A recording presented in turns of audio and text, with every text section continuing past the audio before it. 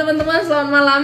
Bertemu Balik lagi. lagi. Kiranya nanti hari ini bisa lancar sampai selesai acara P online bareng kita. Nah, ini kita akan mengundang langsung guest kita yang sudah mungkin sudah setia menunggu di sana. Ada Pak Julius dan juga Kak Nadia, dan masih kita posting kedua rekaman kita yang tadi gitu. Jadi tadi Bu Yulia sempat sudah menjelaskan bahwa di mana kitab atau tema utama dari kitab Roma ini adalah keselamatan yang menyelamatkan di dalam Yesus Kristus, dan itu berpusat kepada Injil gitu. Banyak orang, mungkin orang Yahudi menganggap Injil itu sesuatu yang bodoh, atau orang non Yahudi juga menganggap Injil itu bukan sesuatu yang penting gitu. Tetapi Paulus menegaskan bahwa keselamatan oleh Injil itu adalah di dalam Kristus itulah yang menyelamatkan gitu. Ya, selamat bergabung Pak Julius dan Nadia. Selamat Nadia bergabung, dan Yulia. sedikit masalah ya. Iya, oke. Iya. Akhirnya bisa join. Iya, betul. Udah ditunggu-tunggu dari tadi. Iya. Iya, aduh kasihan. Semoga Iya. ini udah nggak ada masalah lagi dan kita akan talk chat mulai dari sekarang. Iya. Oke. Nah, teman-teman yang lain juga sudah mulai join lagi, dan mungkin beberapa rekan dari Pak Julius dan Kak Nadia juga sudah diajak untuk bisa join live bersama kita pada malam hari ini. Nah, dan sebelum nanti kita diskusi dengan Pak Julius dan juga Kak Nadia, mungkin satu poin lagi yang perlu kita sampaikan sama-sama terkait kitab Roma ini, di mana latar belakang dari kitab Roma yang ditulis oleh Paulus ini merupakan merupakan satu kitab Roma ini kan sebenarnya komunitas yang sudah berdiri gitu, sudah berdiri sejak lama. Nanti teman-teman juga bisa lihat kisah para rasul 2 gitu. Tetapi ketika komunitas ini berdiri, ternyata ketika mereka pulang atau kembali ke keluar dari Yerusalem dan kembali ke Roma kayak gitu, ada orang-orang Kristen Yahudi yang melihat cara agama atau sesuatu yang dilakukan oleh orang-orang yang non-Yahudi itu nggak benar, atau menurut mereka nggak benar gitu. Makanya akhirnya terjadi perbicaraan antara Kristen Yahudi dengan orang-orang non-Yahudi atau orang-orang Yunani gitu. Jadi perpecahan inilah yang membuat Paulus ingin sekali mempersatukan kedua komunitas ini, karena gimana pun yang benar adalah Injil di dalam Kristus itu. Ya.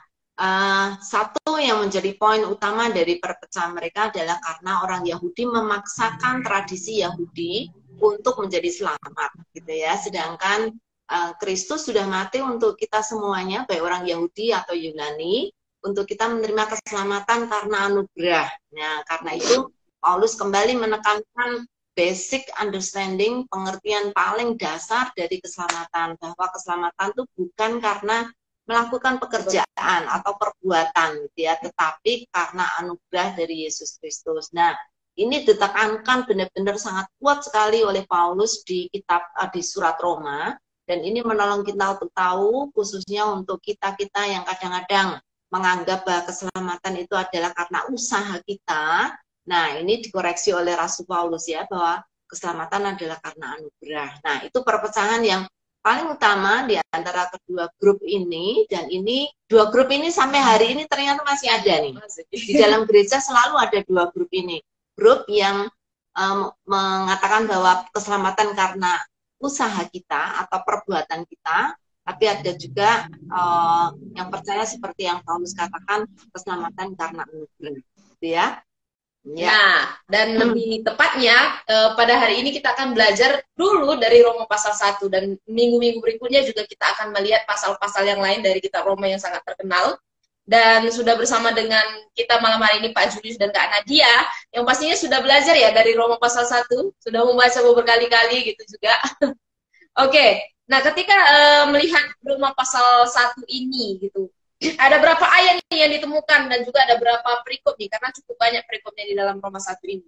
Mungkin dari Kak Nadia dulu. Ya, terima kasih untuk kesempatannya Kak. Dari Roma pasal 1 ini ada 32 ayat dan ada 4 perikop. Begitu, perikop yang pertama tentang salam, perikop yang kedua tentang Paulus ingin ke Roma, ketiga Injil itu kekuatan Allah, dan yang keempat adalah hukuman Allah atas kefasikan dan kelaliman manusia. Itu yang berdasarkan LAI. Oke. Oke. Nah, selain perikop-perikop yang sudah kita lihat ya, jadi ada 4 perikop di sini, ada tokoh-tokoh yang ternyata menjadi figur penting juga di dalam kitab Roma, khususnya pasal 1 ini. Nah, Pak Julius bisa sebutkan nih kepada kita semua juga tokoh-tokoh siapa yang disebutkan di dalam surat Roma 1 ini. Iya, tokoh-tokohnya yang saya data ya. Satu yang jelas penulisnya sendiri, Paulus. Yang kedua, Tuhannya Paulus yaitu Kristus.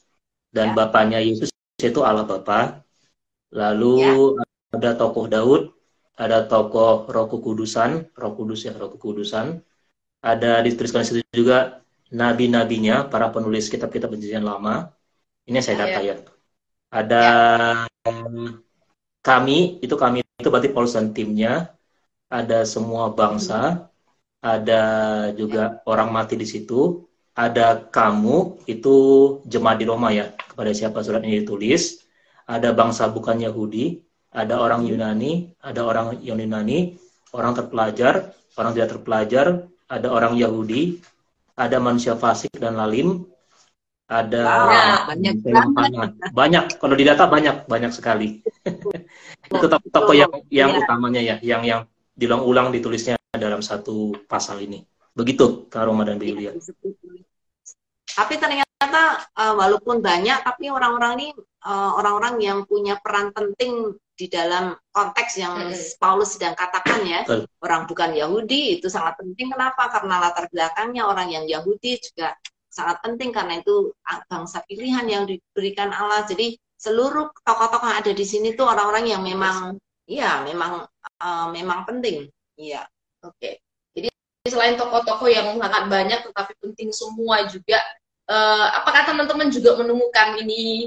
Kalau saya tadi sedikit ada beberapa kata juga di sini yang diulang-ulang di dalam surat Roma 1 ini. Mungkin Kak Nadia juga bisa bagikan ke kita semua nih, kata-kata yang sering diulang di pasal 1 ini.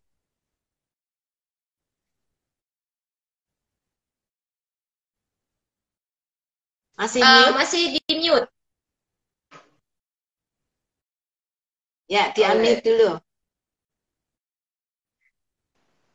Sorry, Kak Nadia masih suaranya. Oh ya. Ya. Kalau menurut saya, kalau menurut saya dari Roma pasal 1 ini yang sering diulang-ulang oleh Paulus itu ada kata iman, lalu kata Injil itu sendiri, lalu Paulus juga sering menekankan tentang panggilannya dia dari Allah itu, lalu juga itu sih menurut saya, kata-kata yang sering diulang oleh Paulus ada kata iman, Injil, dan tentang panggilan Paulus. Itu Kak. Mungkin Pak Julius bisa melengkapi lagi Pak. Oh bisa nih saling TikTok sama pembicara ya. Oke, kalau gitu. Iya, enggak apa-apa Pak. Biar kalau kurang bisa Bapak tambahin. Iya, kalau saya bersama dengan Kak Nadia ada Injil, di situ kadang-kadang Injil kebenaran, Injil Allah ya. Ada tokoh utamanya sendiri, Yesus Kristus atau Kristus Yesus. Ada Allah di situ ya. Ada kasih karunia. Ada orang Yunani juga diulang sekali. Ada kata iman, ada kata kebenaran Allah. Itu juga diulang-ulang sampai 2 atau 3 kali ya, kebenaran Allah gitu. Itu tambahan dari saya Kak Nadia. Iya. Ada juga keselamatan atau menyelamatkan. Iya, dari itu. Iya, ada murka juga ini yang diulang. Ya, murka dan fasik manusia. Oh iya, manusia. Ya, oke. Jadi kita sudah melihat ya begitu banyak kata-kata yang diulang-ulang, dan ini mungkin jadi penekanan penting khususnya di surat Roma pasal 1 ini. Nah, teman-teman, ketika kita sudah melihat bagian ini, apakah menemukan kesan utama gitu dari Roma pasal 1 ini? Kesan utama apa yang ditemukan? Mungkin dari Pak Julius sih. Ya, saya ada 2 kesan ya, kesan dan pesan. Kesan. Kesan yang pertama, pengantar dan pendahuluan dari surat kepada jemaat di Roma secara keseluruhan. Lalu kesan yang kedua, gambaran tentang keadaan yang menyedihkan pada bangsa-bangsa bukan Yahudi, dan dari situ dimulailah bukti dari ajaran pembenaran oleh iman yang dijelaskan pada ayat yang ke-17. Itu yang inti dari 16-17 itu ya, ayat itu. Itu kesan dari saya. Ya, makasih Pak. Ada tambahan dari Kak Nadia? Ya, kalau saya melihat dari sudut yang lain, dari Paulus sendiri, bagaimana Paulus dia dipanggil Allah, dia menyadari, dia meresponi panggilan Allah itu sendiri, yang ditulis pada ayat 1 dan ayat yang ke mana tadi, ayat yang ke-5. Jadi Paulus di situ ada penekanan panggilan Paulus dan respon Paulus di ayat yang ke-9, bagaimana Paulus meresponi panggilan Allah dengan segenap hati. Ya, jadi dan dia dengan meresponi panggilan Allah tadi, akhirnya dia mau memberitakan Injil karena dia tahu apa sih tujuannya untuk memberitakan Injil. Jadi kayak berkesinambungan gitu sih Kak, kesannya gitu. Jadi dari panggilan Paulus itu sendiri, lalu Paulus bagaimana meresponi panggilan Allah, lalu dia juga tahu, dia paham untuk apa sih aku dipanggil, dia tahu gitu. Jadi dia bertanggung jawab atas panggilan yang telah Tuhan Tuhan taruh di dalam hatinya, karena dia menyadari bahwa panggilan dia untuk memberitakan Injil, menyebarkan firman Tuhan itu merupakan karunia. Berarti kan kalau karunia kan pemberian, tidak semua orang bisa ini, dan dia meresponi panggilan Allah. Itu yang pertama, kesan yang pertama dari kita. Jadi kayak ke saya tuh, oh iya ya, ternyata kalau panggilan Allah itu kita juga harus meresponi. Allah memanggil aja nggak bisa tanpa kita meresponinya gitu. Jadi ada dua hal yang saling berkesinambungan. Lalu yang kedua adalah saya melihat ketika saya membaca beberapa kali dari Roma pasal 1 ini, bagaimana Allah itu sebenarnya di pasal 1 terakhir-terakhirnya kayak udahlah terserah kalian mau berbuat jahat, tapi Allah masih sayang sama kita. Jadi bukan mari, nanti kalau saya bilang mari kesannya jadi kayak sudah penutupan ini kan. Ini masih pendahuluan. Jadi kayak di sini tadi nanti pesan yang kedua itu inti dari Injil itu sendiri untuk apa tujuannya, manfaat Injil buat kehidupan kita manusia. Itu sih Kak yang Bu dan yang mau saya sampaikan. Bukan saya sampaikan sih, kesan dari saya sendiri selama menggali. Iya. Nah, itulah yang juga kita akan bahas pada malam hari ini, inti dari Injil, atau bisa dikatakan ini jantungnya ya, kitab Roma ya, karena ada di dalam ayat 16 dan juga ayat 17. Nah, teman-teman bisa silakan kembali untuk melihat Alkitab, karena kita akan segera memulai PA kita untuk melihat pasal 1 ayat 16 dan juga ayat 17. Teman-teman di rumah bisa ikut menggali, bisa ikut berbagi di kolom komentar, dan bisa ikut bertanya jika ada hal-hal yang ingin ditanyakan terkait dua ayat pertama yang akan kita gali. Nah, kita baca dulu ya dari ayat 16, dikatakan, sebab aku mempunyai keyakinan yang kokoh dalam Injil, karena Injil adalah kekuatan Allah yang menyelamatkan setiap orang yang percaya. Pertama-tama orang Yahudi, tetapi juga orang Yunani, sebab di dalamnya nyata kebenaran Allah yang bertolak dari iman dan memimpin kepada iman. Seperti ada tertulis, orang benar akan hidup oleh iman. Wow, ini kalimat yang sangat bagus sekali di dua ayat pertama ini. Dan kalau kita lihat di ayat 16 dikatakan Paulus kokoh di dalam Injil ini. Nah, mengapa menurut teman-teman Paulus memiliki satu keyakinan yang sangat kokoh di dalam Injil dari ayat 16 ini? Mungkin dari Bapak dulu deh, Bapak Julius dulu. Iya,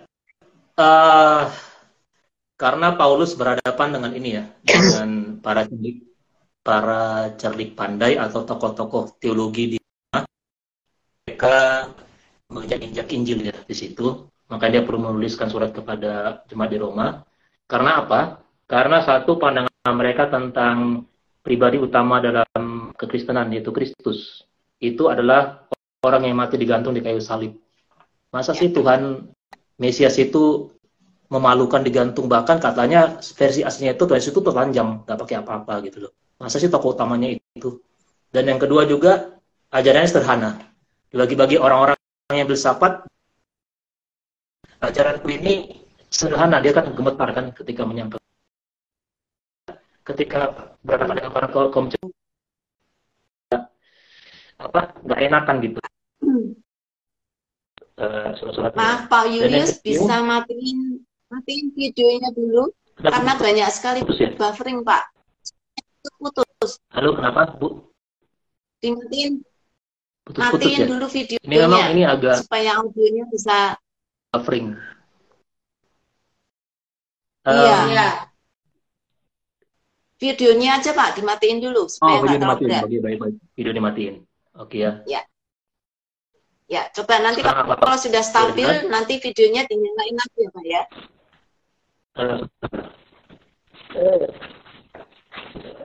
Apakah sudah jelas? Ini kayaknya masih putus-putus ya. Tes. Iya, sedikit putus-putus Pak. Ya, apakah sudah jelas? Oke. Nah, sudah lebih baik. Oh, Ya. iya, baik-baik. Ya, saya ulangi lagi ya. Karena Ya. pandangan dari kaum cerdik pandai di sana yang menganggap Kristus itu memalukan, kemudian juga ajaran sederhana, ajaran Kristen ini, dan juga pemeluknya juga orang-orang yang rendah dan hina, dan mendapat perlawanan di mana-mana.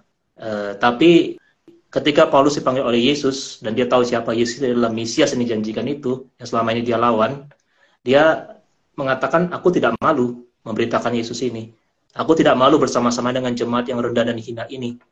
Dan aku tidak malu kalau Injil ini dianggap sangat remeh dan sepele. Karena Injil ini adalah Injil yang menyelamatkan.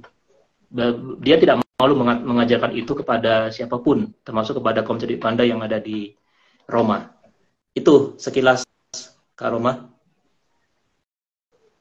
Oke, jadi tadi dikatakan bahwa Paulus memiliki keyakinan yang kokoh, tetapi dalam versi lain ternyata juga banyak memakai tidak malu ya akan Injil, karena itu adalah kekuatan Allah yang menyelamatkan. Gitu. Injil adalah sebuah kekuatan Allah yang dapat menyelamatkan, dan bukan hanya orang Yahudi tetapi juga orang-orang Yunani. Gitu. Makanya Paulus tidak malu akan berita Injil yang sedang dia sampaikan kepada orang-orang tersebut. Nah, masih berkaitan di dalam Injil itu tadi ya. Di sini dikatakan di 16 ini, karena Injil kekuatan Allah yang menyelamatkan, pertama-tama orang Yahudi tetapi juga orang Yunani. Nah, menurut Kak Nadia nih, apakah Injil hanya menyelamatkan orang Yahudi dan Yunani, orang Yunani saja? Atau seperti apa? Kalau menurut saya sih Kak, Injil itu tidak terbatas menyelamatkan untuk orang Yahudi ataupun orang Yunani saja, karena pada saat itu kan konteksnya Paulus itu kan tadi orang-orang Yahudi itu kan berhadapan dengan orang Yunani, jadi orang Roma itu dikasih tahu, oh jadi kamu itu loh bukan hanya orang Yahudi tapi juga orang Yunani. Mungkin kalau berhadapan dengan orang Jawa, mungkin dia juga orang Jawa juga mungkin ditambahkan di situ Kak, gitu. Jadi yang di situ adalah sebenarnya keselamatan itu adalah untuk semua orang, semua bangsa. Seperti yang sudah dinyatakan oleh Paulus, dikatakan oleh Paulus pada ayat yang kelima. Dengan perantaraannya kami menerima kasih karunia dan jabatan rasul untuk menuntun semua bangsa supaya mereka percaya dan taat kepada namanya. Jadi Paulus ini menjelaskan kepada jemaat di Roma bahwa Injil itu bukan hanya untuk orang Yahudi, orang Yunani saja, tetapi untuk semua bangsa yang mau percaya dan taat kepada namanya. Itu sih Kak. Iya. Ini menarik sekali. Kenapa Paulus menyebut pertama-tama kepada orang Yahudi, baru kemudian kepada orang Yunani? Kenapa nih kira-kira? Kenapa menyebutkan orang Yahudi yang pertama? Kalau orang Yahudi, karena orang Yahudi itu punya sejarah mereka itu sebagai bukan orang perjanjian. Yang di perjanjian lama itu kan Yesus itu bangsa pilihan itu kan orang Israel kayak keturunan Yahudi ya itu. Nah itu jadi awalnya itu mereka menganggap bahwa aku itu bangsa pilihan. Kalau aku udah bangsa pilihan aku pasti diselamatkan. Nah itu kan konsep mereka di perjanjian lama, dari perjanjian lama tadi.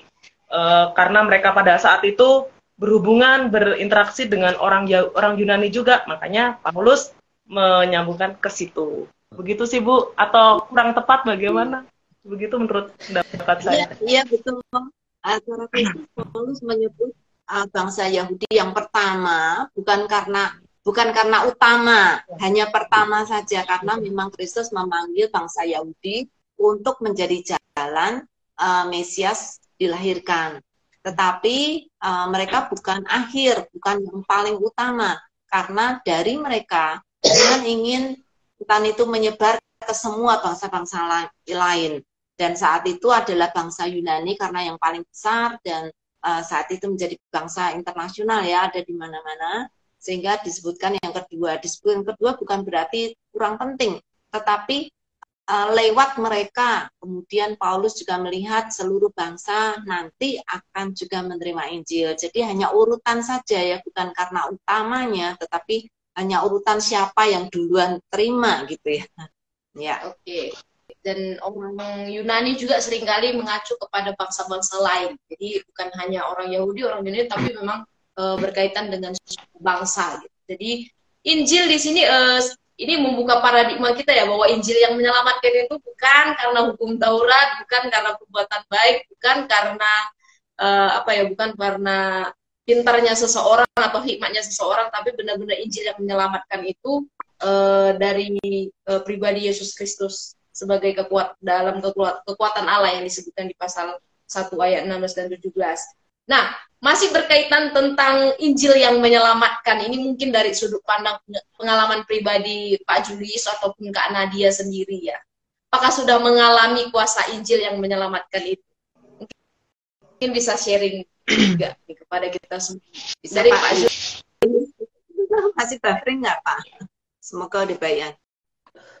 Tes, apakah suaranya jelas? Oh iya, jelas. Iya, tes soalnya waktu masih Kak Nadia itu bufferingnya, jadi berkali-kali putus-putus. Jadi saya nggak gitu dengar jelas. Tadi apa pertanyaan Kak Roma? Maaf. Iya. Kita sedang membahas tentang kuasa Injil yang menyelamatkan yang baru saja kita pelajari. Nah, bagaimana pengalaman Bapak mungkin tentang Injil yang menyelamatkan itu? Apakah sudah mengalami kuasanya? Iya, tadi saya sedikit ya, yang tadi disampaikan oleh Kak Nadia. Mesias yang lama dinantikan adalah terang yang menjadi penyataan bagi bangsa-bangsa lain, yaitu Yunani itu, dan juga menjadi kemuliaan bagi umatnya Israel. Nah, Injil ini kan kekuatan Allah ya. Injil ini menyatakan suatu kebenaran, yaitu Allah yang kudus, sementara kita adalah pendosa. Nah, saya adalah orang berdosa di hadapan Bapa, dan seharusnya dimurkai dan mendapatkan hukum murka Allah. Tapi syukur kepada Allah karena Kristus mau jadi pengantara bagi saya. Tanpa pengantaran Kristus yang memuaskan murka Allah itu di kayu salib, saya tidak akan mungkin diselamatkan. Karena itu saya diberikan anugerah seperti Rasul Paulus memiliki kekuatan yang kokoh dalam Injil ya. Karena Injillah melalui Kristus di kayu salib itu memperdamaikan saya dengan Bapa dan menguduskan saya, mempersiapkan saya untuk menjadi utusan Injilnya, sama seperti Paulus melayani Tuhannya, yaitu Tuhan kita Yesus Kristus. Termasuk juga dalam konteks suku sendiri kan, suku-suku kan banyak kan antara Alkitab dan tradisi. Nah, ini menjadi pergumulan yang gak ringan ya, memberitakan Injil yang menambahkan ini kepada suku-suku berdasarkan tradisinya, apakah tradisi atau Alkitab yang lebih utama. Tapi kita tetap harus memberikan dasar bahwa Injil itulah kekuatan Allah yang menyelamatkan, termasuk kepada segala bangsa. Dan saya sendiri, itu Kak Roma, pengalaman saya. Ya, termasuk Pak Julius ya. Puji Tuhan kalau Pak Julius sudah mengalami kuasa keselamatan yang dari Injil. Puji Gimana Tuhan. dengan Nadia? Ya, saya boleh kesaksian ya, Bu Kak. Ya, boleh. Sangat boleh. Saya bingung kalau teori. Jadi saya kesaksian hidup aja. Bagaimana Allah menyelamatkan hidup saya dan keluarga saya. Jadi pada saat itu saya dari latar belakang, kalau orang Jawa itu ada kayak kejawen gitu ya, Bu. Tahu kan ya? Ya kayak gitu. Jadi kejawen mungkin dengan pokoknya berhubungan dengan dukun kayak gitu. Itu kerjaan papa mama saya dulu seperti itu. Tapi saya ya akhirnya ya ikut-ikutan kayak gitu kan, namanya juga anak, kita kan nggak tahu lah mana gitu kan, yang benar yang mana yang ini. Tapi saya tetap pergi ke gereja. Nah, jadi masalahnya tetap pergi ke gereja. Sampai suatu saat mama saya bilang, udah kamu ke gereja aja. Dan ada satu peristiwa yang membuat membuat hidup kami sekeluarga ini berubah. Ya, bagaimana Tuhan memutarbalikkan suatu keadaan itu, papa saya, mama saya yang dulunya nggak percaya Yesus, sudah jadi percaya kepada Yesus. Dan saat ini mama saya bahkan sudah mulai pelayanan di gereja, dan saya juga bisa pelayanan gitu, pelayanan di sekolah, dulu di gereja juga. Dan itu merupakan suatu suatu anugerah karunia Allah bagi kami sekeluarga. Dan kalau Allah tidak memberikan karunia itu kepada kami, Allah tidak memberikan kesempatan kepada kami untuk merasakan bagaimana kasih Tuhan menyelamatkan kami, ya mungkin saat ini saya nggak ada di sini, nggak bisa sharing dengan Bapak Ibu sekalian. Dan karena kan kuasa di sini, kekuatan Allah ini kan bersifat dinamis. Kalau dari bahasa Yunaninya kan kekuatan itu kan dinamis, ya, bergerak. Berarti ada suatu kegerakan. Saya menyadari bahwa hidup kita ini bisa berubah, kita bisa mengalami pembaharuan hidup hanya karena kuasa Allah, hanya karena kekuatan Injil itu sendiri yang kita responi. Kalau hati kita nggak terbuka, sampai sekarang mungkin saya juga nggak akan bisa menerima Injil. Itu saja sih intinya, Bu, Kak, dan Bapak Ibu sekalian, bagaimana Allah sudah mengubahkan kehidupan kami, sehingga kami setelah melewati proses panjang, kami sudah diubahkan dan bisa melayani Tuhan. Itu saja, Tuhan berkati. Ya, puji Tuhan. Puji Tuhan. Ya, puji Tuhan. Iya, hanya ternyata Injil yang menyelamatkan itu sanggup mentransformasi hidup gitu. Jadi bukan hanya sekedar secara khusus mungkin kita lihat ini teori Paulus, tapi benar-benar dia sendiri ngalamin, ternyata Kak Nadia atau Pak Julius juga ngalamin kuasa Injil yang menyelamatkan itu. Nah, masih di ayat 17 seputaran terkait penggalian kita dikatakan, disebab di dalamnya nyata kebenaran Allah yang bertolak dari iman dan memimpin kepada iman. Nah, mungkin saya bertanya lagi kembali ke Pak Julius nih, bagaimana tentang kebenaran Injil itu tadi nyata dilihat oleh Paulus dan apa hubungannya dengan iman? Iya, tes suaranya jelas? Ya, jelas. Ya, harus tes dulu, nanti udah banyak ngomong malah nggak jelas ya. Baik, terima kasih Kak Roma. Jadi Rasul Paulus dengan jelas sekali, jelas banget mengaitkan Injil keselamatan ini dengan iman, ya.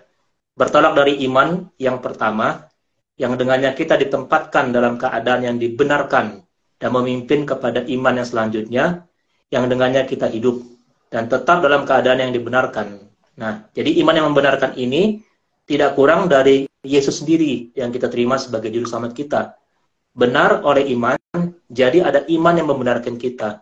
Hidup oleh iman, jadi ada iman yang mempertahankan hidup kita itu. Dengan demikian, ada kebenaran yang bertolak dari iman dan memimpin kita kepada iman. Karena apa? Iman itu segala-galanya dalam segala hal. Baik di awal, di tengah, maupun sepanjang kehidupan Kristiani kita. Bertolak dari iman perjanjian lama kepada Kristus yang akan datang dan memimpin kepada iman perjanjian baru kepada Kristus yang sudah datang. Itu saya pahami tentang hidup oleh iman ini, ya, dari Rasul Paulus. Demikian, Kak Roma. Oke, jadi kebenaran yang dilihat oleh Paulus di sini, kebenaran yang berdasarkan Injil itu sangat berkaitan sekali, ya, dengan iman tadi yang memimpin kepada iman. Nah, teman-teman sempat mungkin masih di Pak Julius nih, atau mungkin Kak Nadia juga bisa merespon. Nah, ini kan ada satu kutipan yang dikutip Paulus nih, orang benar akan hidup oleh iman. Ini sangat bagus sekali kalimat ini. Kira-kira bisa mendapatkan dari mana Paulus mengutip kalimat ini? Wah, karena dia dulu ya, saya nyari-nyari lagi. Tadi hilang. Ya, silakan Pak. Saya mah senior dulu mah, saya nanti senior aja. Apaan? Saya masih 17 tahun, sebentar. Yang jelas dari kitab perjanjian lama itu saya lupa dari mana ya, dari Habakuk kita dari mana ya? Sebentar. Ya, bisa kalau lihat bantu. dari aplikasinya Sabda langsung akan dapat tuh Pak dari TB, ada referensi silangnya. Iya Bu. Tadi saya handphonenya di restart, jadi oh iya benar-benar dari kitab Habakuk pasal 2 ayat 4. Sesungguhnya orang yang membusungkan dada tidak lurus hatinya, tetapi orang yang benar itu akan hidup oleh percayanya. Nah, itu ya, dari situ. Jadi sekilas yang saya tahu sih dari ayat ini pernah dibahas juga, Habakuk itu sering menantikan Tuhan itu di menara ya kalau nggak salah ya, di menara menantikan penyataan firman Tuhan yang akan dia tuliskan. Nah, jadi di situ dia seperti orang-orang yang berjaga-jaga lah dengan iman dari firman Tuhan yang dia terima dan dia tuliskan. Jadi dia akhirnya menuliskan tentang orang benar akan hidup oleh percayanya, oleh imannya dari pendengaran akan firman Tuhan. Itu Kak Roma. Ini ya? Oh iya benar. Jadi ayat ini adalah kalimat yang dikutip oleh Paulus dari Habakuk 2 ayat 4. Teman-teman nanti bisa lihat atau bisa melihat rekaman tunda dari pembelajaran kita dari kitab Habakuk di semester lalu. Iya. Ya, kita sudah membahas juga lebih jauh terkait orang benar akan hidup oleh iman dari versi Habakuk ketika dia membicarakan tentang konteks kehidupan bangsanya saat itu. Nah, sudah jam 8 lebih nih. Pelajaran apa nih yang didapatkan dari 2 ayat pertama ini? Karena masih ada bagian ayat selanjutnya nih. Mungkin dari Kak Nadia deh. Pelajaran yang didapatkan dari 2 ayat ini. Pelajaran yang saya dapatkan setelah saya membaca ayat 16 dan 17 ini dari ini ya bahwa sesungguhnya mana catatan saya ya saya sudah nyatat ini, saya sudah bahwa kita ini ketika kita hidup, ketika kita ingin Kak, suara saya terputus-putus atau tidak? Aman. Oh, bagus. Oke. Jadi bagaimana kita ini sebagai pengikut Kristus, ya sebagai pengikut Kristus kita tuh harus hidup berdasarkan apa yang kita yakini. Jadi yang tadi pistis tadi kan iman, itu kan kepercayaan. Di situ tuh pistis itu ada iman, ada ketaatan, ada kepercayaan. Jadi ketika kita beriman kepada Tuhan, kita harus menunjukkan ketaatan kita. Jadi bagaimana kuasa Allah tadi, kuasa Injil bisa mengubahkan hidup kita, ya karena kita ini meresponi, kita mau taat kepada Injil itu tadi. Tidak hanya sekedar mendengar, tapi kita juga mau taat, kita mau percaya. Yang namanya percaya itu berarti benar-benar menyerahkan apa yang kita yakini kepada Tuhan. Ya, maksud ya kayak namanya kalau orang Jawa gandol tuh bergantung penuh gitu. Jadi di dalam iman kita kepada Kristus, yang kebenarannya itu kita itu dibenarkan, bukan yang kebenaran yang Allah miliki tadi, atau kan kebenaran itu kan ada 2, dikayosune sama aletheia, tapi yang di sini kan kebenaran dikayosune, yang berarti kita itu dibenarkan Allah. Jadi kita sebagai pengikut Kristus yang memiliki iman kepada Kristus, kita harus meyakini bahwa kita ini diselamatkan hanya karena kasih karunia Allah, kita dibenarkan karena Allah saja, bukan karena kebenaran kita sendiri. Jadi kita tidak boleh sombong kalau kita sudah percaya kepada Yesus. Tugas kita tidak hanya berhenti di percaya, tapi ada tugas berikutnya di ayat-ayat berikutnya. Itu sih Kak. Ya, thank you. Ini Pak Julius hari ini. Semoga bisa kembali. Oke. Nah, bagaimana dengan teman-teman dari rumah ya yang sudah membagikan responnya? Ini baru sekali. Tapi ini ada satu pertanyaan nih Kak Nadia dari Ibu Lani. Tolong tanya, ini kalimat Bu Lani nih biasanya. Tolong tanya, mengerjakan karya keselamatan itu termasuk yang mana, Bu? Oh, ini mungkin tadi melihat tanggapan dari Ibu Yulia. Keselamatan karena anugerah atau perbuatan diri? Iya, Ibu Lani mengutip dari surat Rasul Paulus juga ya, tentang kerjakanlah keselamatanmu. Nah, dalam hal ini bukan perbuatan, bukan untuk mendapatkan keselamatan, tetapi untuk membuktikan bahwa keselamatan itu sudah bekerja, memberikan buahnya di dalam hidup kita. Sehingga kalau kita tidak menunjukkan hasil keselamatan yang sudah dinyatakan oleh Kristus dalam hidup kita, yang memberi transformasi, yang mengubah hidup kita, yang membuat kita lebih sungguh-sungguh kepada Tuhan, membuat kita mencintai firman Tuhan, itu menjadi bukti, bukan untuk memperoleh keselamatan, tetapi untuk membuktikan bahwa karya keselamatan itu sudah sampai di dalam hidup kita. Sehingga kita harus mengerjakan hasil dari keselamatan itu, supaya orang bisa melihat buahnya, dan supaya orang mendapat Iya. berkat dari apa yang sudah dikerjakan oleh Kristus. Gitu ya Bu Lani ya. Kiranya bisa menjawab ya Bulani. Jadi ya mungkin banyak teman-teman juga kadang terjebak di dalam ayat mengerjakan keselamatan bukan untuk mendapatkan lagi, tapi akibat dari keselamatan yang sudah kita dapat. Kita nggak mungkin berdiam diri ketika kita sudah mendapatkan keselamatan daripada Tuhan. Pasti kita juga akan melakukan yang terbaik untuk kerjaan Tuhan. Nah, ada tanggapan dari Ibu Deborah. Amin Kak Nadia, terima kasih atas sharingnya. Ini tadi dari pengalaman Kak Nadia yang sudah dibagikan. Ada tanggapan juga dari Bu Trivena, amin, puji Tuhan, iya diberkati oleh kesaksiannya. Ada tanggapan juga nih Bu dari Bu Puspita, terima kasih atas kesaksiannya karena dia, saya juga sangat bersyukur Tuhan menyelamatkan saya, keluarga dan orang-orang di sekitar saya, dan saya percaya itu semua karena kekuatan Injil, amin. Ada tanggapan juga dari Kak San, amin, iman adalah dasar dari segala sesuatu yang kita harapkan dan bukti dari segala sesuatu yang tidak kita lihat dari Ibrani 11 ayat 1 ini dikutip ya. Nah, ini ada satu respon dari Pak Julius. HP-nya masih buffering. Iya, ini mungkin kalau ikut IG Live-nya dari laptop mungkin akan sulit dan mungkin tidak bisa ya. Ya, kita akan coba lagi. Coba lagi aja Pak Julius. Siapa tahu Pak Julius mendengarkan kami kalau koneksinya, sinyalnya sudah lebih baik. Tapi nggak apa-apa ya Nadia sendirian nih. Ya ampun, semoga Pak Julius bisa biar saya nggak dicecar. Puji Tuhan. Namanya jaringan masih 2022 ya begini. Ya begitulah. Oh iya Pak. Terus dong Pak. Oke, kita sudah melihat ya respon dari sahabat sabda yang sudah memberikan responnya malam hari ini. Nah, masih terus kita akan lanjut dari 3 ayat berikutnya karena waktu. Kita lihat sama-sama di pasal 1 dari ayat 19 sampai 21. Teman-teman, bagian kedua dari pembacaan atau penggalian kita malam hari ini. Dikatakan di ayat 19, karena apa yang dapat mereka ketahui tentang Allah nyata bagi mereka, sebab Allah telah menyatakannya kepada mereka. Ayat 20, sebab apa yang tidak nampak daripadanya, yaitu kekuatannya yang kekal dan keilahiannya, dapat nampak kepada pikiran dari karyanya sejak dunia diciptakan, sehingga mereka tidak dapat berdalih. Sebab sekalipun mereka mengenal Allah, mereka tidak memuliakan Dia sebagai Allah atau mengucap syukur kepadanya.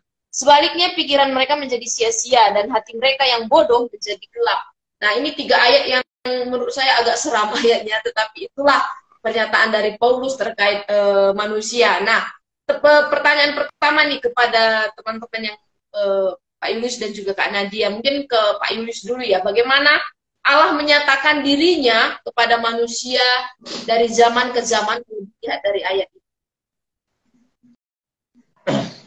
Oke, tes. Suara jelas ya? Iya. Oke. Jelas, oke. Ayat 19 sampai 21 ini yang saya baca ini ditujukan kepada bangsa-bangsa non-Yahudi ya. Walaupun mereka tidak menerima hukum Taurat seperti Israel, tetapi bagi mereka Allah bukan tidak menyatakan dirinya. Karena apa yang dapat mereka ketahui tentang Allah nyata bagi mereka, sebab Allah telah menyatakan kepada mereka ya. Nah, ada beberapa orang di antara mereka yang mengetahui Allah, yakin akan keberadaan sesuatu yang ilahi ya, atau kekuatan roh yang maha agung, termasuk para filsuf, termasuk semua suku-suku di dunia. Kalau kami orang Batak kan tuh ada agama Parmalin gitu, agama suku kan. Jadi tahu ada sesuatu yang ilahi yang yang mereka yakin sebagai sesuatu kuasa yang besar yang menciptakan langit dan bumi ini. Nah, para filsuf juga dapat mengungkapkan pengetahuan tentang Allah. Nah, kita tidak dapat memahami hakikat Allah dengan hanya menyelami kedalamannya. Nah, pengertian yang terbatas tidak bisa sepenuhnya mengenal keberadaan Allah yang tidak terbatas. Akan tetapi, terpujilah Allah, ada yang bisa diketahui yang cukup untuk membawa kita kepada tujuan utama kita, yaitu memuliakan dan menikmati Dia. Jadi para filsuf tadi dan semua orang ada menerima secara umumnya tentang keberadaan sesuatu yang ilahi itu. Itu Kak Roma. Ya, kalau dengan bahasa yang lebih simpel Pak, yang lebih sederhana, bagaimana Allah menyatakan diri kepada orang-orang zaman dulu sampai sekarang? Melalui wahyu umum, kan ada wahyu ya, kalau mas sederhananya. Melalui wahyu umum, melalui ciptaan, nggak mungkin dunia ini diciptakan tanpa ada yang menciptakan. gitu. Pasti ada Ya, penciptanya. Nah, mereka tidak menyangkal walaupun orang ateis, akhirnya mereka mengakui tapi tidak mau menerima, kan gitu kan. ya. Yang kedua melalui sejarah, sejarah bangsa-bangsa juga Hmm. menunjukkan ada tangan kuasa yang lebih besar yang yang membolak-balikan bangsa-bangsa ini. Ada yang jatuh, ada yang bangun. Amin. Peradaban bangsa-bangsa tidak ada yang kekal, semuanya jatuh bangun dengan begitu cepat. Nah, Ya. yang ketiga hati nurani mereka menuntun mereka kepada Taurat secara umumnya tentang misalnya mengasihi manusia, menghormati orang tua, itu kan Taurat umum dalam hati mereka. Nah, tiga ini mungkin cukup ya untuk mereka sebenarnya harusnya tahu ada keberadaan pribadi Allah itu. Itu Bu Yulia. Wow. Ya, Pak Julius betul-betul mengerjakan PR-nya. Ya, offering lagi. Oke, jadi terbukti sebenarnya ya bahwa keilahian Allah tampak sejak ketika dunia diciptakan karena ada beragam cara yang Tuhan tunjukkan untuk menunjukkan kepada manusia bahwa Dia adalah Allah kayak gitu. Dan manusia siapapun gitu ya. Iya. Jadi tidak ada orang yang bilang, oh aku nggak tahu. Kalau Tuhan sudah kasih tahu. Semua orang pasti tahu karena melihat ciptaan, melihat tadi yang sudah diceritakan Pak Julius ya. Nah, meskipun manusia sudah melihat, meskipun manusia semuanya sudah tahu bahwa ada Allah, sudah menampakkan gitu melalui segala sesuatu yang Dia perlihatkan kepada manusia, mereka tidak mempercayai Allah dikatakan di 3 ayat ini. Sekalipun ada bukti-buktinya tadi yang sudah dijelaskan. Nah, mengapa manusia tidak percaya nih Kak Nadia akan Allah meski mereka sudah lihat bukti-buktinya? Ya, mengapa mereka tidak mengenal Allah ya, mereka tidak memuliakan Allah ya karena hati mereka sudah bodoh tadi, sudah menjadi gelap, pikiran mereka sudah sudah dipenuhi oleh dosa sehingga mereka tidak bisa memikirkan apa sih yang menjadi kehendak Allah, mana sih apa yang benar, apa yang bukan kehendak Allah. Karena sekalipun mereka itu mengenal Allah, mengenal di sini menggunakan bahasa gnosko yang dia sebenarnya juga mengalami ya, dia juga mengetahui, tetapi mereka tidak mau memuliakan dia karena tadi pikirannya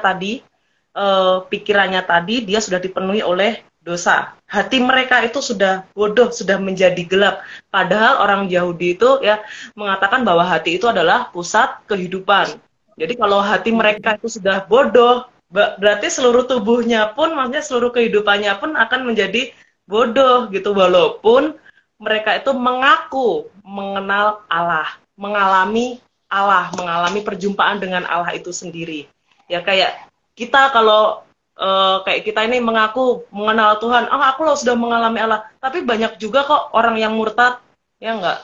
Nah, tergantung hatinya bagaimana dulu. Itu sih Kak. Bu, Ya. bisa dilengkapi. Jadi jelas sekali ini satu kesedihan yang sangat mungkin sedih banget gitu karena secara umum Allah sudah memperkenalkan diri, tetapi di sisi lain manusia tetap tidak mau percaya kepada Allah meski sudah melihat buktinya karena dosa itu tadi ya sudah menutupi segala sesuatunya. Nah, dan masih di 3 ayat ini kembali dikatakan bahwa mereka tadi Kak Nadia sempat bilang juga nih mungkin manusia mengenal Allah tetapi akhirnya tetap tidak mau memuliakan Allah dan tidak mau bersyukur kepada Allah. Ini sudah satu kesedihan lagi nih. Nah, betulkah apakah Pak Julius setuju nih bahwa manusia itu mengenal Allah tapi tidak mau memuliakan Allah dan tidak mau bersyukur kepada Allah? Tes, ya maaf ya kalau tes terus ya. Oke. Ya, inilah tadi yang dikatakan oleh karena dia itu ada satu kata kunci ya bagi saya, yaitu dosa. Dosa itu hamartia ya, melenceng. Sebenarnya mereka sudah menyadari keberadaan ilahi tadi, yang kudus, yang tertinggi kuasanya, tapi mereka salah menyembah. Mereka akan menggunakan semua yang bentuk fana di dunia ini menjadi Allah sesembahan mereka. Dan itu semua jadi melanggar kekudusan Tuhan. Makanya mereka memuliakan Allah dengan cara yang keliru. Gitu kan. Bukan memuliakan Allah, malah akhirnya mendatangkan murka Allah. Karena dosa yang melencengkan mereka dari menyembah Allah yang sejati tadi itu. Ya, itu dia, Roma. Setuju ya Pak ya? Ya, setuju. Ya. Oke, jadi manusia tidak menyembah tidak memuliakan Allah dan tidak bersyukur kepada Allah dari ayat 21 nih yang dikatakan dia sebagai Allah bersyukur kepadanya, sebaliknya pikiran mereka menjadi sia-sia dan hati mereka yang bodoh menjadi gelap. Nah, teman-teman, dari 3 ayat yang sudah kita pelajari malam hari ini nih, sebuah fakta yang dituturkan oleh Paulus, dan ini sangat menyedihkan sekali dari 3 ayat yang kita pelajari. Bagaimana teman-teman menemukan nih fakta menyedihkan apa aja yang kita bisa dapatkan dan kita pelajari dari 3 ayat ini? Mungkin dari Kak Nadia lagi. Ya, kalau dari saya, fakta yang tadi saya baca, saya kadang melihat kondisi yang sekarang ya Kak. Di sini langsung ke arah ayat 28 tuh, ayat 28 sampai 31.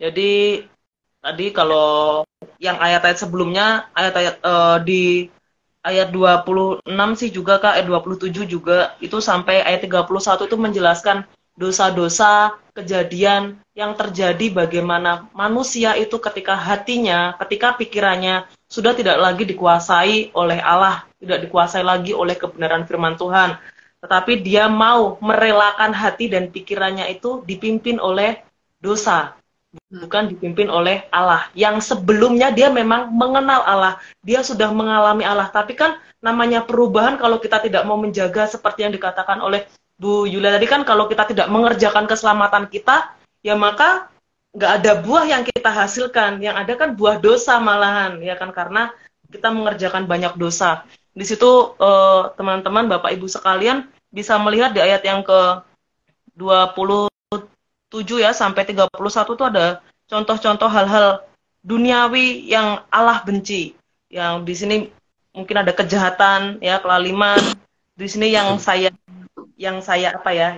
mungkin bisa kasih ke murid-murid saya tuh ada tuh, tidak taat kepada orang tua. Nah, ternyata tidak taat kepada orang tua tuh juga Allah tidak suka dengan hal yang seperti itu, dan itu merupakan salah satu hal yang menjadi hidup yang dipimpin oleh dosa.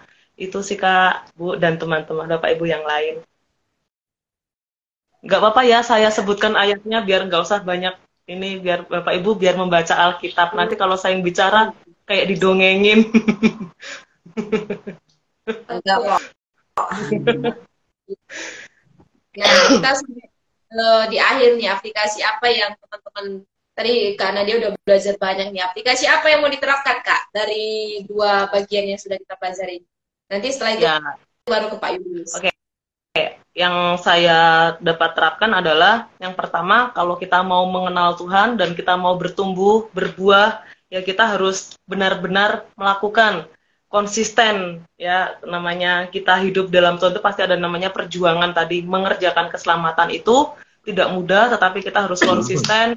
Kalau jatuh ya kita harus berusaha untuk bangkit lagi. Bagaimana kita harus ingat bagaimana dulu kita sudah mengenal Allah, kita mengalami Allah itu sudah mengubah hidup kita, ya kita harus konsisten, kita harus mau bangkit lagi. Jangan sampai kita sudah jatuh, kita menikmati kejatuhan kita, yang pada akhirnya ketika Tuhan datang nanti kita Tuhan tidak mendapati kita setia, ya. Nanti kalau Tuhan datang kita nggak diangkat kan bahaya kita, ya kan. Itu yang pertama. Lalu yang kedua, jangan sombong ketika kita sudah mengaku kalau kita sudah mengenal Allah, karena pengenalan kita akan Tuhan tidak menjamin kita ini hidup benar atau tidak. Karena pengenalan tadi yang balik lagi ke yang pertama, kalau pengenalan tidak dikerjakan dengan kesungguhan hati dan Paulus mengerjakan dengan segenap hati, maka tidak akan menghasilkan buah. Itu yang hal-hal yang membuat saya harus ditegur sama Tuhan. Oh ya, kamu jangan cuma sekedar kamu sudah mengalami perubahan tapi kamu nggak berubah, sekarang kamu nggak bertumbuh. Nah gitu, itu sih. Jadi sebagai pengikut Kristus, sebagai orang yang sudah mengaku kita dipanggil Tuhan, sudah menerima keselamatan, kita wajib hukumnya untuk mengerjakan keselamatan itu sendiri. Yang keselamatan itu merupakan anugerah Allah, bukan karena anugerah kita sendiri. Itu Kak dan Bapak Ibu sekalian. Tuhan berkati. Thank you. Pak Indius, gimana Pak? Ya, tes bagus ya. Saya mengutip dari ini ya, ada satu tulisan yang bagus dari seorang penulis. Jadi yang pertama, kesimpulan dari ini ya, kesimpulan dari pembahasan kita malam ini. Satu itu tentang kedaulatan Allah yang kudus dan adil, yang tidak bisa berkompromi dengan dosa sekecil apapun. Itu dituliskan oleh Paulus berkali-kali. Yang kedua, Injil Allah yang kudus dan yang kekal. Injil yang menyatakan tentang pribadi pengantara, yaitu Tuhan kita Yesus Kristus, yang kita terima melalui iman ya, iman yang menyelamatkan. Yang ketiga, fakta bahwa manusia itu telah jatuh ke dalam dosa, dan manusia butuh juru selamat, bukan dari usahanya sendiri, tapi dari jasa pengantara kita, Yesus Kristus. Yang keempat tadi seperti kata Ibu Yulia, kerjakanlah keselamatan kita dengan cara apa? Beritakan Kristus ini yang menyelamatkan kepada setiap orang yang belum mendengarnya, berdasarkan iman kita kepada Kristus. Itu kesimpulan saya. Terima kasih. Iya. Kesimpulan sekaligus aplikasi ya Pak ya? Iya, disimpulkan sekaligus aplikasi, betul. Ya, tapi aplikasi harusnya lebih praktis Pak. Apa yang akan dilakukan nih setelah mengetahui hal itu? Tadi udah Bu, jadi yang pertama tadi kan berarti memberitakan kabar keselamatan kepada orang lain. Itu praktis Pak, ya aplikasi. Betul, tadi yang pertama itu kedaulatan Allah. Jadi kita tidak boleh memuliakan Allah dengan yang lain, kecuali hanya Allah sendiri. Termasuk itu ada satu buku kan, Counterfeit God itu kan, yang ditulis oleh Timothy Keller. Tidak boleh ada satupun yang menjadi ilah atau Allah atau Tuhan dalam hidup kita selain Allah yang kudus dalam Kristus. Nah gitu. Yang kedua, Injil itu kudus dan kekal. Jadi kita percaya Injil yang 66 kitab itu. Jangan Injil-Injil yang lain yang palsu gitu loh. Yang kita beritakan dan kita percayai yang menjelaskan tentang Yesus Kristus. Hanya dalam Alkitab. Yang ketiga tadi, fakta bahwa manusia itu berdosa dan mereka butuh juru selamat. Jadi harus diberitakan Injil kepada mereka yang menurut Alkitab. Itu Bu yang praktisnya. Iya. Gitu. Thank you banyak Pak. Wah, waktunya udah lewat nih. Iya. Padahal masih tanggapan nih Bu dari teman-teman. Iya.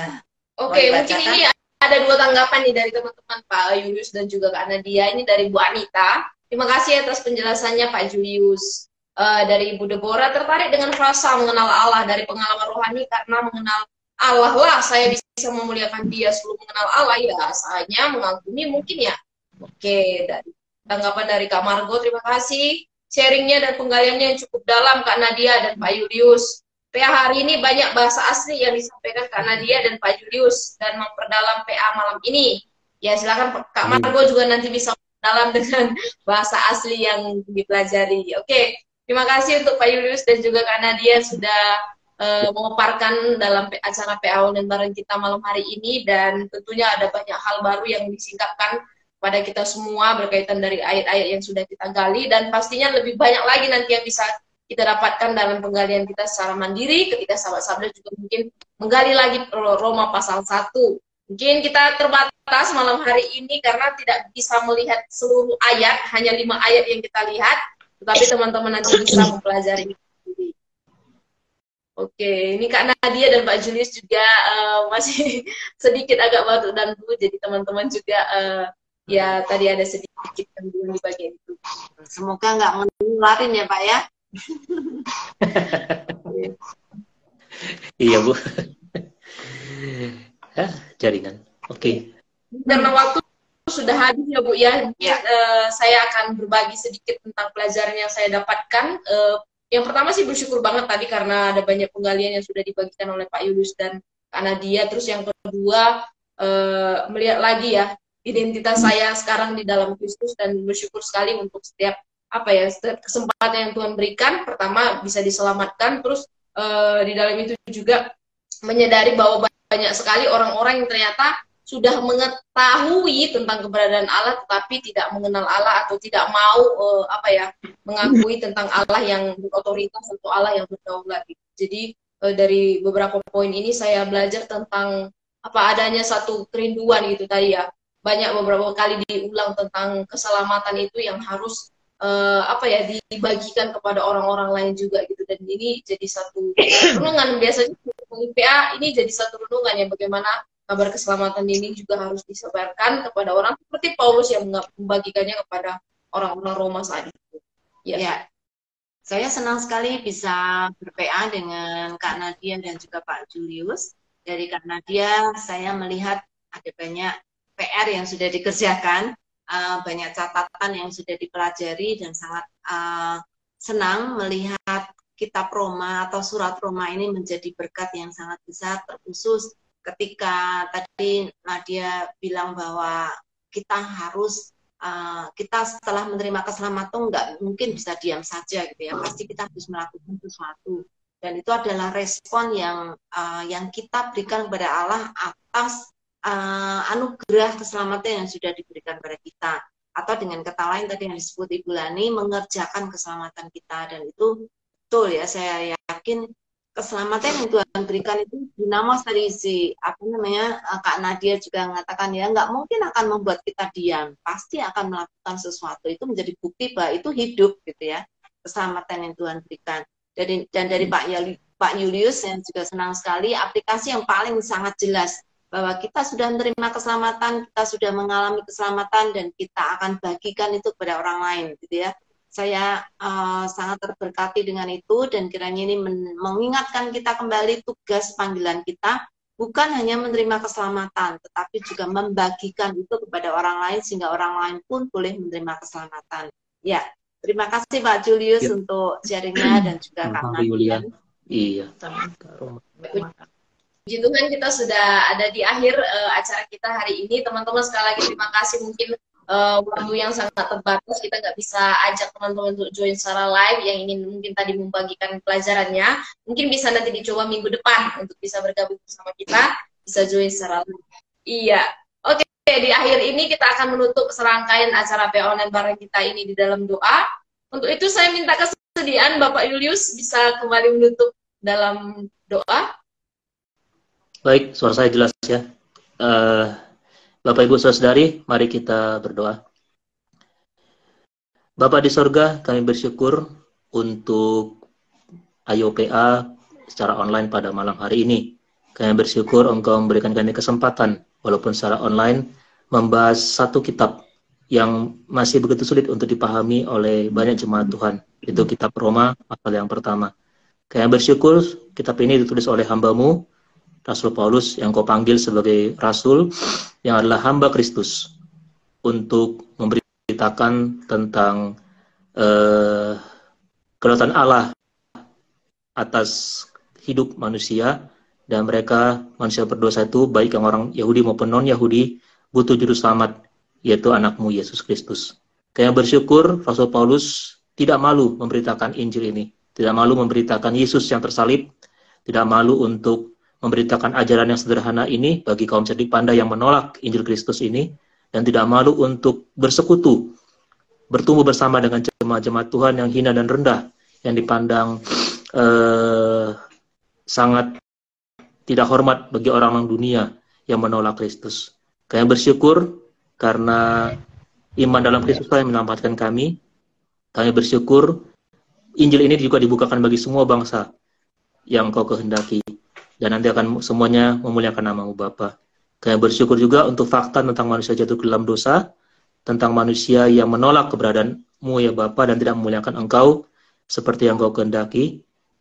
Fakta-fakta yang kami lihat di depan mata kami sekarang dan ke depan, karena itu perlengkapilah kami ya Bapa dengan segala perlengkapan senjata rohani yang terus dalam firman-Mu.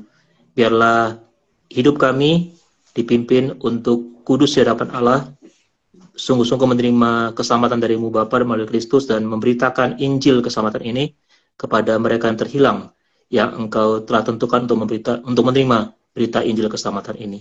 Kami bersyukur untuk hamba-Mu dan juga Saudari Nadia yang boleh berbagi bersama Bapak Ibu yang ikut pada malam ini. Kami bersyukur untuk Bu Yulia, Kak Roma, dan juga tim dari Sabda. Biarlah Engkau akan memberkati kami semua, dan juga memberkati AYO-PA di minggu-minggu akan datang, supaya jemaat Tuhan semakin bertumbuh mengenal Kristus melalui kebenaran firman-Mu. Bapa, terima kasih. Dalam nama Tuhan Yesus kami bersyukur dan berdoa. Amin. Amin. Amin. Ya, thank you. Sorry tadi untuk banyak masalah teknis ya, masalah sinyal. Semoga minggu depan akan jauh lebih lancar. Gitu. Oke. Terima kasih. Selamat malam. Salam kasih. AYO-PA. Salam AYO-PA. AYO-PA. Mana salam? Terima kasih Kak Roma, Bu Yulia, Ibu. Kak Nadia Terima juga. kasih Kak. Terima kasih semuanya. Bapak Ibu juga saudari, terima kasih. Oke, minggu depan kita akan tetap bertemu di dalam jam pertama setengah 8 sampai selesai dalam acara P online bareng, dan harapannya jika ada dari teman-teman yang sudah gabung di awal tahun ini dan sepertinya saya rindu ingin berbagi seperti Kak Nadia dan Pak Julius, silahkan kontak nanti IOPA adminnya. Kita akan follow up teman-teman yang ingin join sebagai guest kita di waktu berikutnya. Dan minggu depan kita akan bertemu dan kita akan membahas masih di kitab Roma, masih stay di kitab Roma, kita akan membahas Roma pasal 3. Ini juga pasal yang sangat terkenal sekali tentang dosa, itu akan kita sama-sama.